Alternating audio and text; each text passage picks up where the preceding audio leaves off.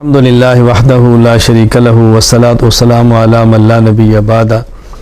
تراویح ایک عبادت ہے جو اللہ کی رضا کے لیے لوگ پڑھتے ہیں، اور تراویح پڑھانے والا بھی اللہ کی رضا کے لیے پڑھاتا ہے، اس میں تو کوئی دوسری رائے نہیں ہے۔ باقی مسئلہ جو امام تراویح پڑھاتا ہے اور پورا دن قرآن کریم کو یاد کرتا ہے، قرآن کریم سنانے کے لیے کسی اور مشغلے میں مشغول بھی نہیں ہو سکتا، اور اس کے اخراجات بھی ہیں، اس کی ضرورتیں بھی ہیں، تو اس تراویح پڑھانے والے کو تو پیسوں کی نیت سے نہیں، اللہ کی رضا کے لیے ہی پڑھانی چاہیے۔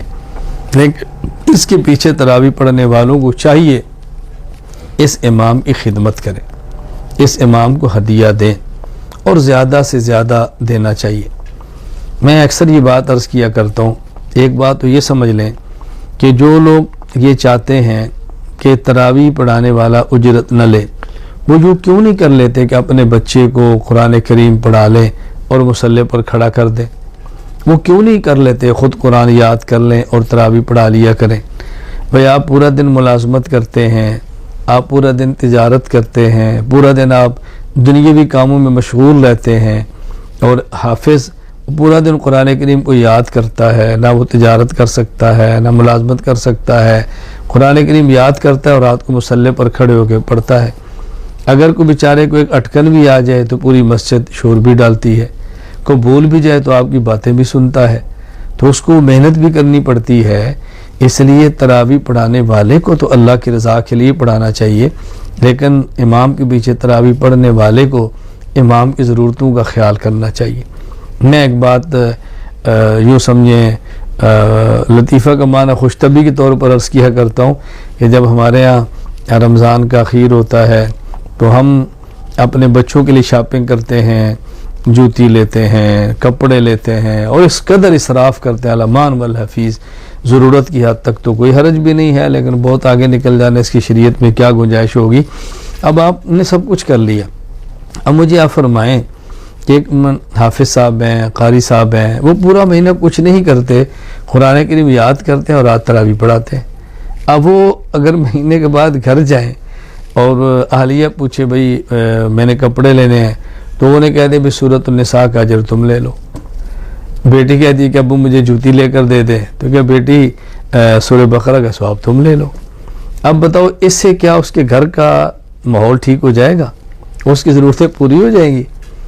تو جس طرح آپ تراویح پڑھتے ہیں اجر کے لیے، وہ بھی تراویح پڑھاتا ہے اجر ہی کے لیے۔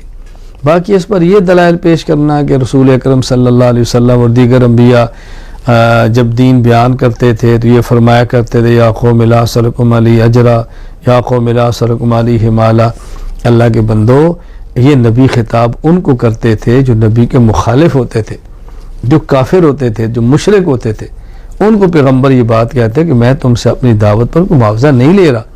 لیکن جو پیغمبر کے معتقد تھے، یا پیغمبر نے اپنی ضرورت کبھی ان سے بھی پوری نہیں کرائی، یا نبی کا معتقد ضرورت پوری کرے تو نبی نے مسترد کی ہے، ایسی بات نہیں ہے۔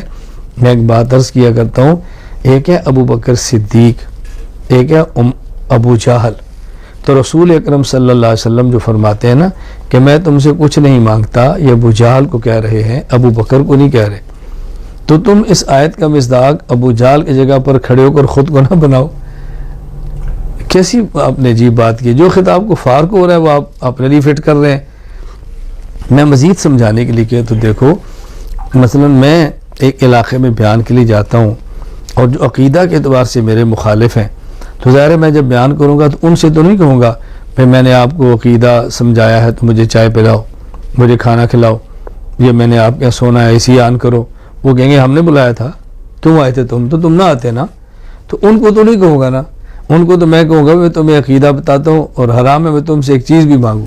لیکن جو میرے عقیدت مند ہے، میرے محبت والے، ان کے پاس آتا ہوں تو ان کو تو بندہ یہ بھی کہتا ہے بھائی چائے پلاؤ، بھائی کھانا کھلاؤ، اور بھائی ذرا ایک کپ کافی بنا کے لاؤ۔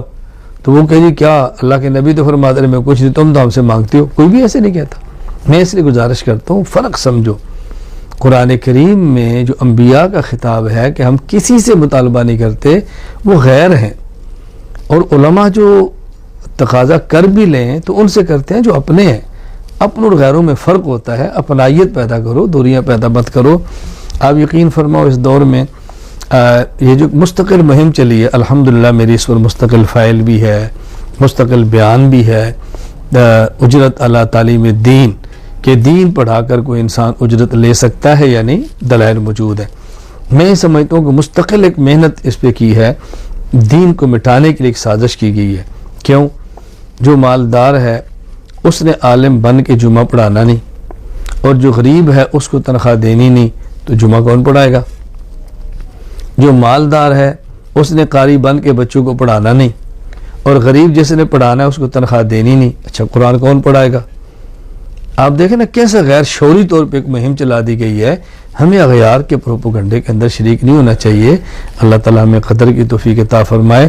اس لیے تراویح پڑھانے والا، حافظ، قاری، مولانا، ان کو چاہیے کہ خالص اللہ کی رضا کے لیے پڑھائیں، اور پڑھنے والوں کو چاہیے کہ دل کھول کے امام کو ہدیہ دیں، اس کی ضرورتوں کا خیال کریں۔